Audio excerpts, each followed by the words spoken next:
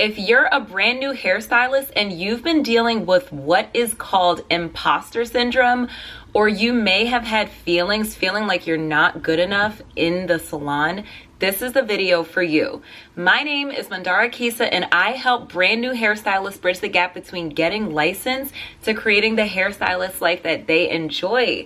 Thank you so much for watching. I feel so happy that you clicked on this video.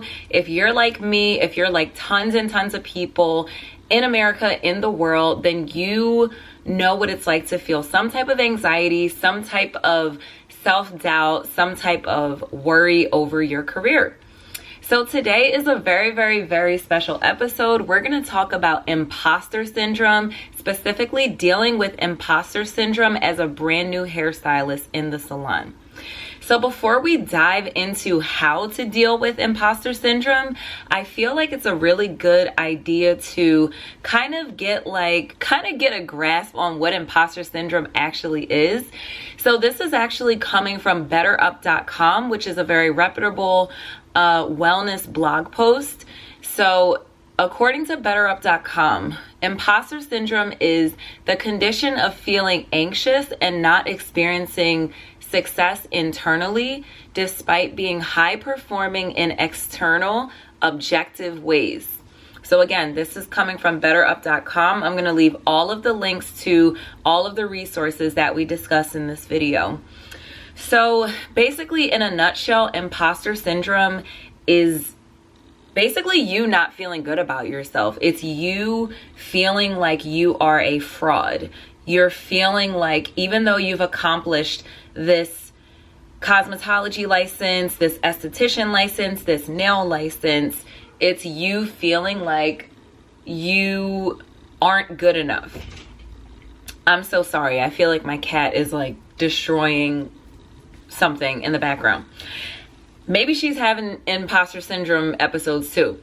Anyway, but so yeah, imposter syndrome in a nutshell is basically feeling like even though you've had these high achievements, you still are feeling like you're lacking and you're feeling like a fraud, feeling like an imposter. So I can attest to the fact that this is really a thing, okay?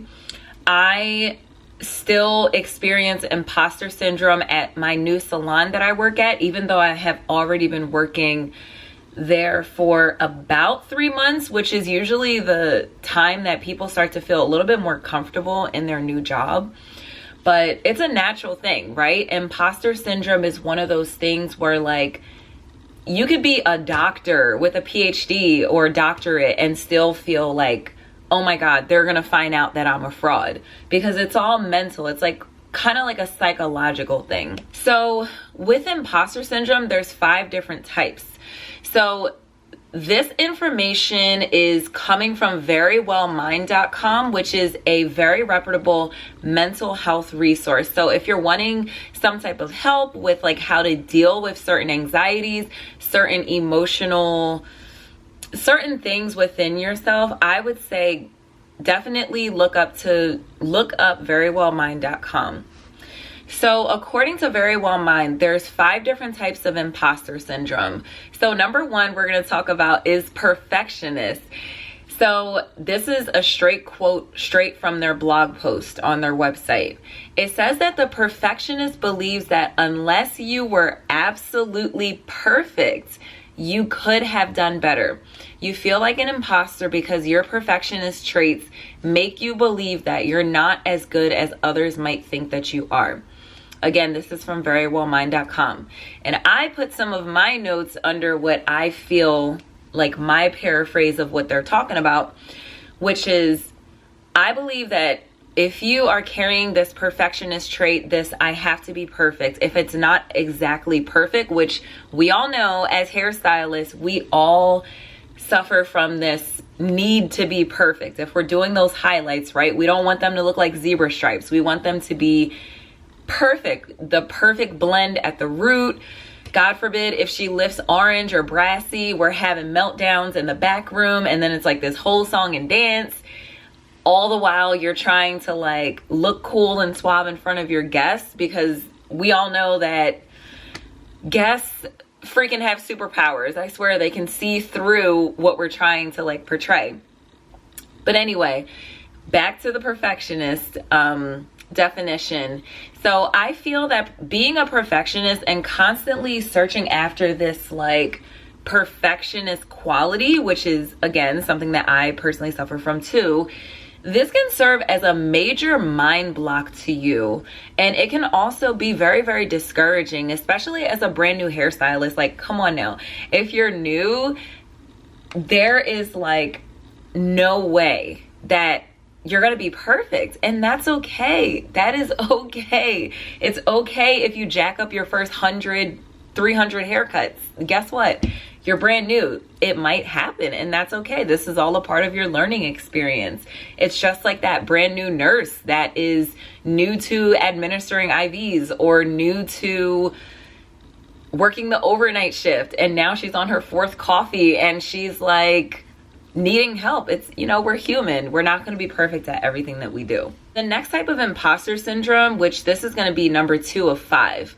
The next type of imposter syndrome is the expert. So we talked about the perfectionist, and now this is the expert. The expert, and again, this is coming from verywellmind.com. This is straight from their website. I'm just going to read directly what's on there. It says the expert feels like an imposter because they don't know everything there is to know about a particular subject or topic, or they have not mastered every step in the process because there is more for them to learn. They don't feel as if they've reached the rank of an expert. So basically, this type of imposter syndrome is like you feel like you need to reach that expert level before you can give yourself any credit. That's what I gathered from that explanation.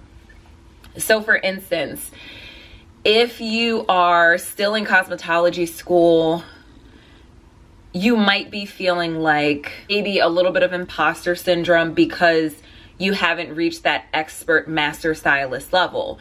But again, this is all things that we think of ourselves because we're experiencing this imposter syndrome phenomenon. These things are not true. These are simply not true about yourself. Just because you're not an expert in the field that you want to break into doesn't mean that you don't know what you're talking about. At the end of the day, the guest sitting in your chair,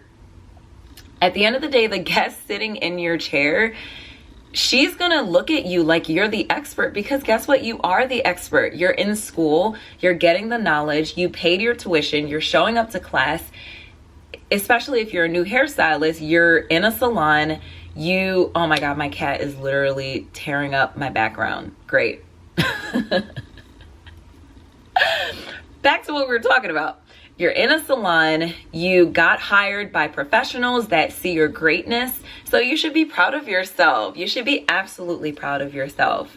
But again, with imposter syndrome, it's basically this feeling that we're telling ourselves that we're not good enough because we are setting such a high standard that is honestly unachievable. This imaginary high standard isn't even a real thing. It's a thing that we make up in our minds because guess what? Those people that we're looking up to as brand new hairstylists, like those master stylists, they get anxious too.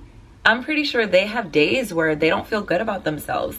They have days where they're like, oh, you know what? I could have cut a little bit more hair off, or maybe I could have mixed a different formula to get a better result. So it's just, we're going to get into ways of how to combat the imposter syndrome towards the end of the video. So definitely make sure you stay tuned until the end of this video if you want to know the secret tips of how to get past imposter syndrome. Number 3 would be the natural genius. Okay, so according to verywellmind.com, the natural genius in this imposter syndrome type, you may feel like a fraud simply because you don't believe that you are naturally intelligent or competent.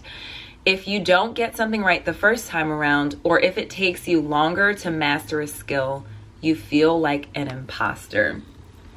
So personally, what I gather from Very Well Mind's definition of the natural genius is that this type of imposter syndrome suggests that you feel like you should already know this. Like, for instance, if you're a cosmetology student right now and you're sitting in class and you're going through the perm module and the teacher is teaching you like 8 different ways of like how to properly wrap a perm, you may be feeling imposter syndrome because you're like, oh my gosh, how did I not know how to roll it this way? Or how do I not know what a base is? And how do I know the difference between the mid shaft and this and that and this and that?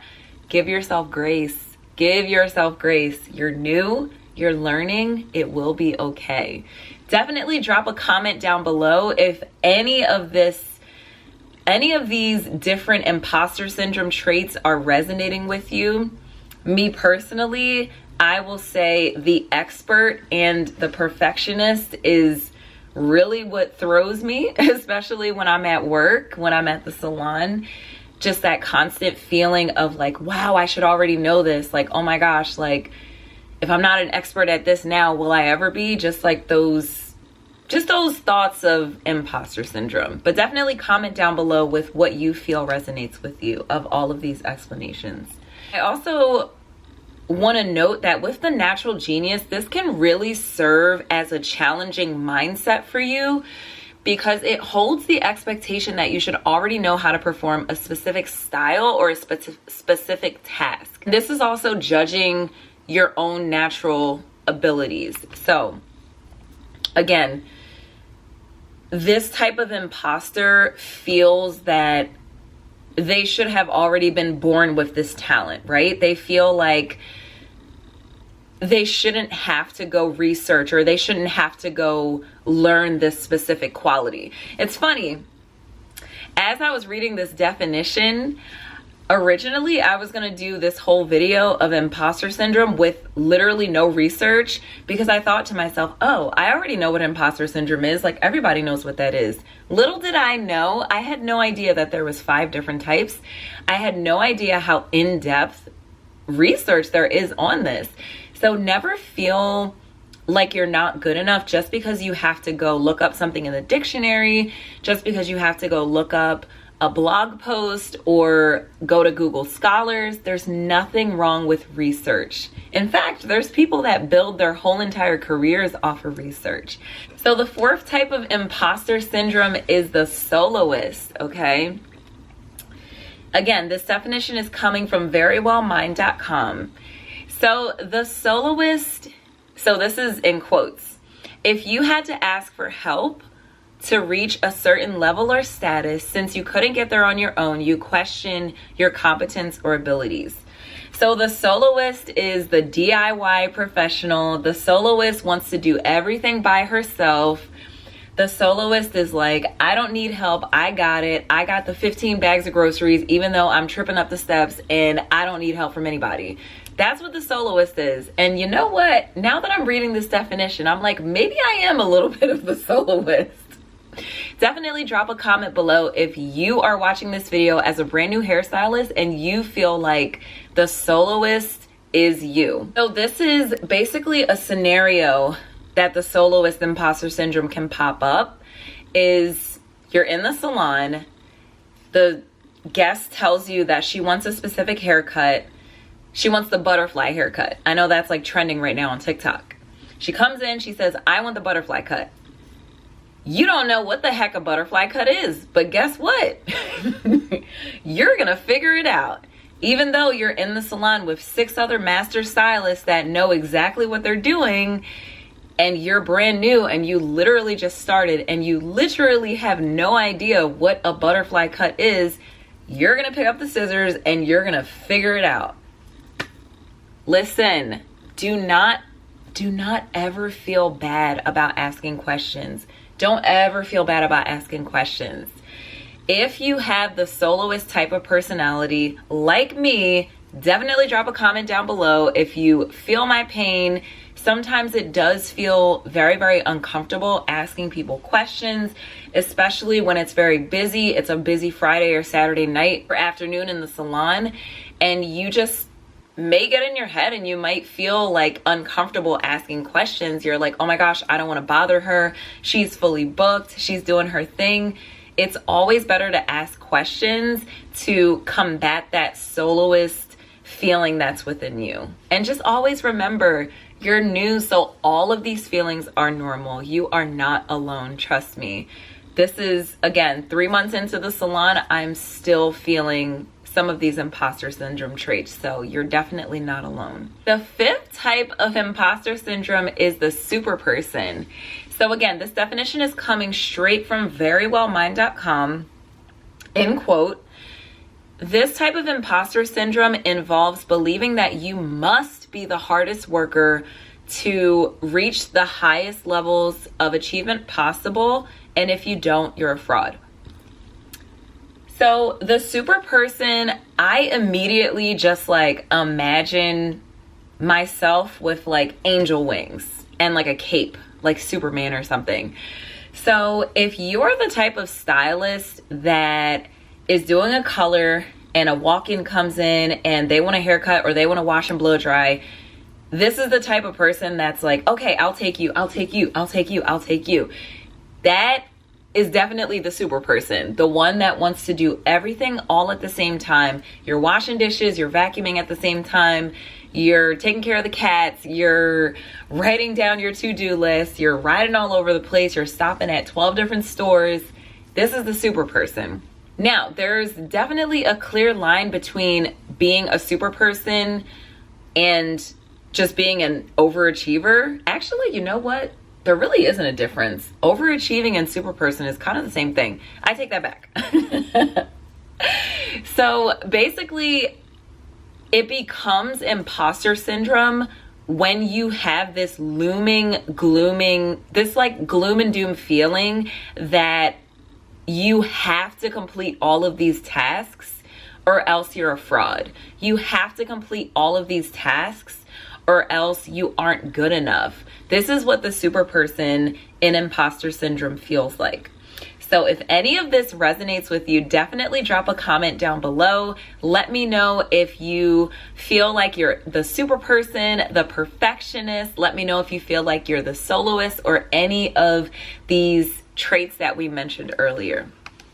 I hope you found all of this information helpful. When I was researching all of this, I was like, wow, I never knew how, didn't realize how much this resonated with me. He talked about the 5 different types of imposter syndrome, and now we're actually going to get into different ways that you can combat imposter syndrome as a brand new hairstylist. So the following different methods are actually coming straight from simplyorganicbeauty.com. Simply Organic Beauty is a beauty product company. They sell beauty products online if you want to check them out. I was actually clicking through. It looks like they have a lot of like organic friendly products for your hair that won't damage your hair or do anything like that. So definitely check them out. So the 5 different ways that you can actually combat imposter syndrome is number 1 is trying to overcome imposter syndrome, okay? So simplyorganicbeauty.com says, realize that you are the expert and no one else knows your work more than you do. I feel like there is so much power in that statement. Just realizing that, yes, you are a licensed professional. You went to cosmetology school. No one can take your state license away from you, okay? So just realizing that you've made this accomplishment, realizing that you are good enough to work in the salon. You are good enough, even though your technical skills may need a little work, that's okay. Again, like we talked about earlier, there's people that have been master stylists for decades and they are still taking continuing education classes and they're still investing in their craft. So that would be number 1 is even just the desire to overcome imposter syndrome, okay?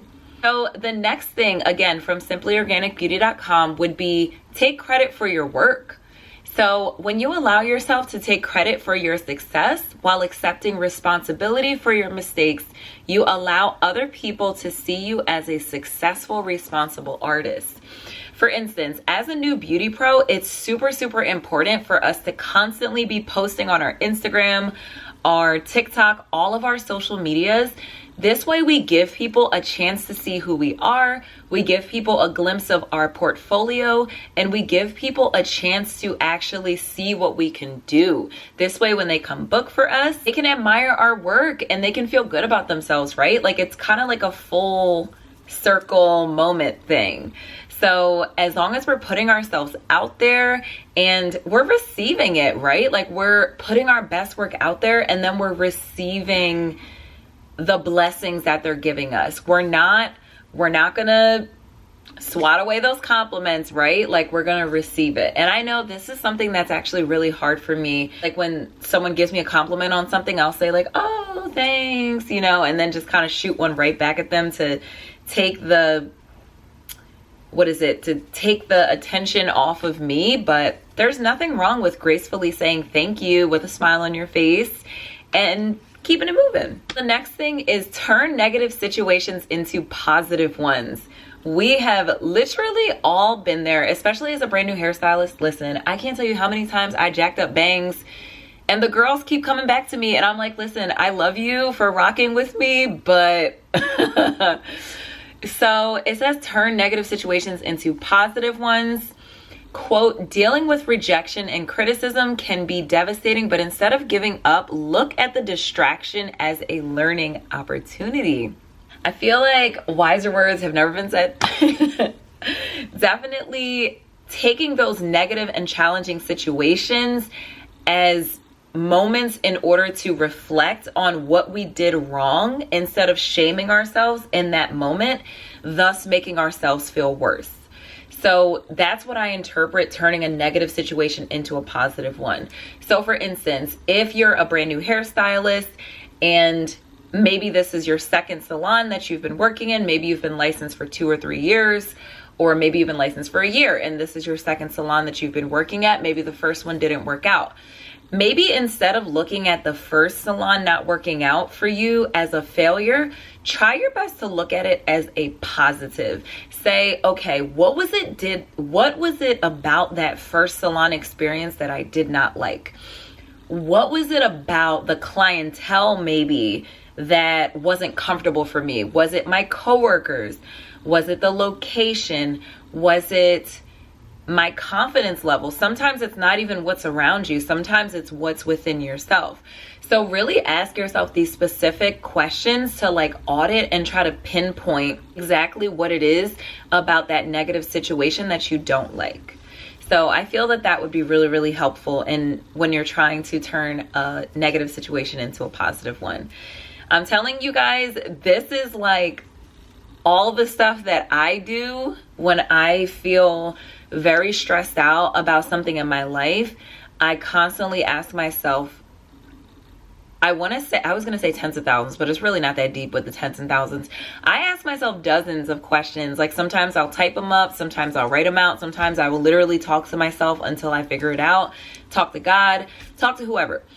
So definitely ask yourself tons of questions and try and, keep a journal if you need to audit like how you're feeling and audit to really get to like the grounds of how to like grow and turn that negative situation into a positive one. The next one is focus on progress, not perfection. So on Simply Organic Beauty's blog, they said, when you thrive for perfection, you're putting unnecessary pressure on yourself. So this is directly correlating with the perfectionist having this like perception that you have to be perfect, right? Like your portfolios have to be perfect. The haircut has to be a perfect 0-degree angle. And if it's not, then I suck. Like I'm terrible. Do you see, sometimes when we say our like negative thoughts out loud, it sounds kind of silly, like it sounds kind of silly. It's like, of course you're still a good hairstylist. Of course you're still good enough to hold that license. Like just because you messed up somebody's bangs or just because you formulated a color incorrectly, that just means you need more training. Like that just means you just need to practice more. It doesn't mean that you should be hard on yourself, give up, or place this unrealistic expectation on yourself. So I hope that definitely helps. We have one more way that you can combat imposter syndrome, which is investing in yourself. So it says, to truly succeed in our field, which is the beauty industry, being a hairstylist, we constantly need to strive for self-improvement.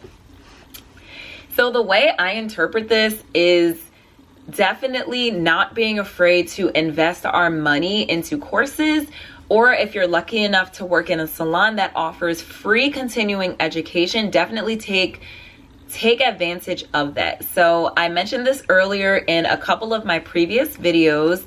By the time this video goes up, I probably will have mentioned this like several times. But anyway, definitely if there is something in beauty that you would like to invest in, don't invest in continuing education. Don't be afraid to spend that $20 or spend that $50 or even $100 if you see that there's an in-person training class, or like we mentioned earlier, if you're working in a salon that offers that free continuing education, definitely take advantage. So I personally work in a corporate salon.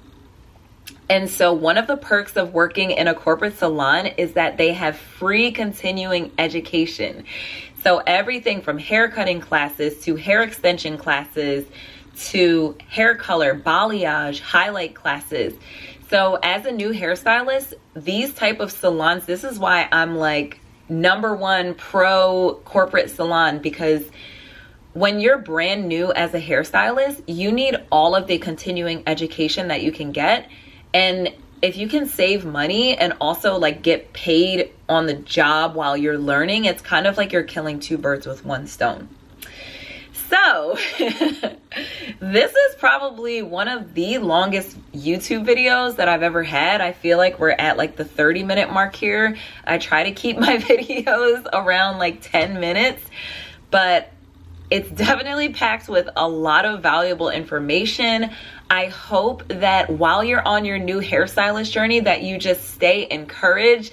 Know that you are not alone, sis. Like the imposter syndrome, don't let it keep you down. Definitely keep going. I know it's hard especially when it's your first salon. I'm feeling all of the things that you're feeling the comparing yourself to the girls next to you. And of course, everybody you meet has been in the industry for 10 years plus. And then it's hard to like not compare yourself, but just know that I'm here for you. If you ever need to vent, if you want to talk to someone about your new hairstylist journey, definitely go over to my Instagram page or my TikTok. You can send me a personal message and I would love to talk to you. My Instagram is at Mandara Kisa Hair and my TikTok is at Mandara Kisa Hair as well. Also on my Instagram and my TikTok, you can find hair tutorials with bridal hairstyling, updos, and things of that sort if that's something that you're interested in. So anyway, if you enjoyed this video, I hope you did. Definitely don't hesitate to hit that subscribe button, hit the like button. I upload videos every Monday morning at 9 a.m. sharp. Every Monday at 9 a.m. sharp. So definitely, I would love to be friends, so you don't want to miss it. Anyway, you guys, that's my time, and I will see you in the next video. Bye.